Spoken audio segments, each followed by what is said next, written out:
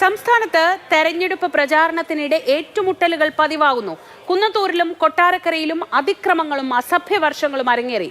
വേങ്ങരയിൽ സ്പർദ്ധ ലക്ഷ്യമിട്ട് തെരഞ്ഞെടുപ്പ് ഫ്ലെക്സ് ബോർഡിന് അജ്ഞാതർ തീയിട്ടു.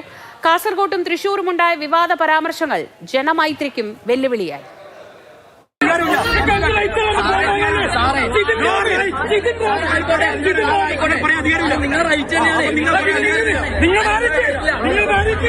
ജനാധിപത്യത്തിന്റെ സുവർണകാലമാണ് തിരഞ്ഞെടുപ്പ് സമയം.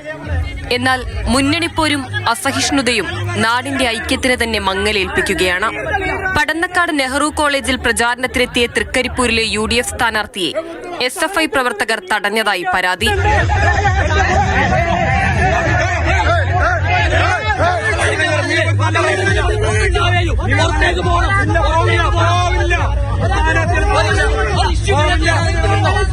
കോഴിക്കോട് വാണിമേലിൽ CPM പ്രവർത്തകരെ മർദ്ദിച്ചതായും പരാതി. പരിക്കേറ്റ 2 പ്രവർത്തകർ താലൂക്ക് ആശുപത്രിയിൽ ചികിത്സ തേടി. ലീഗ് പ്രവർത്തകരാണ് അക്രമം നടത്തിയതെന്ന് CPM ആരോപിച്ചു. കുന്നത്തൂരിൽ LDF സ്ഥാനാർത്ഥി കോവൂർ കുഞ്ഞുമോന് നേരെയുണ്ടായ UDF പ്രവർത്തകരുടെ കൂക്കിവിളിയാണ് മറ്റൊരുദാഹരണം. റോഡ് ഷോ കടന്നു പോകുമ്പോഴായിരുന്നു ഈ പ്രതിഷേധം.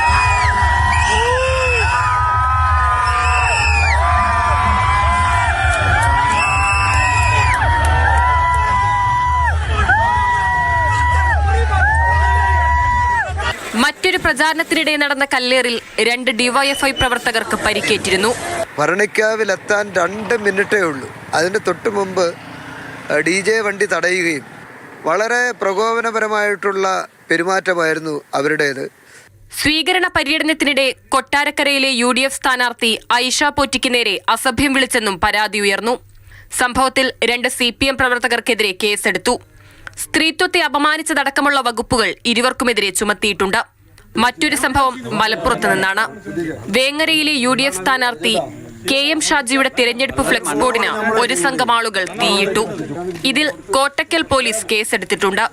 ഇരുവിഭാഗങ്ങൾ തമ്മിൽ സ്പർദ്ധയുണ്ടാക്കണമെന്ന ഉദ്ദേശത്തോടെ സാമൂഹ്യവിരുദ്ധർ തീയിട്ടു എന്നാണ് FIR.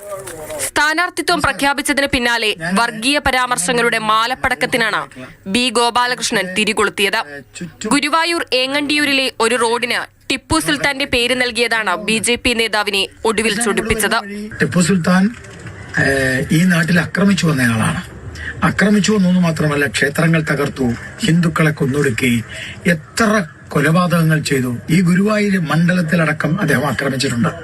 കാസർകോട്ടെ വനിതാ ലീഗ് നേതാവ് ഐഷത്ത് ഫർസാനയുടെ പരാമർശവും വലിയ ചർച്ചയായി. മുനാഫിക് പരാമർശത്തിൽ സമസ്തയ്ക്കുള്ളിലും എതിർപ്പ് പ്രകടമായി. വിശ്വാസിയായ സ്ഥാനാർത്ഥിയെ കപടവിശ്വാസി എന്ന് വിളിച്ചത് ഗൗരവതരമെന്ന് കുമ്പോൾ സെയ്ദലി തങ്ങൾ പ്രസ്താവനയിലൂടെ അറിയിച്ചു. News desk, Mathrubhumi news.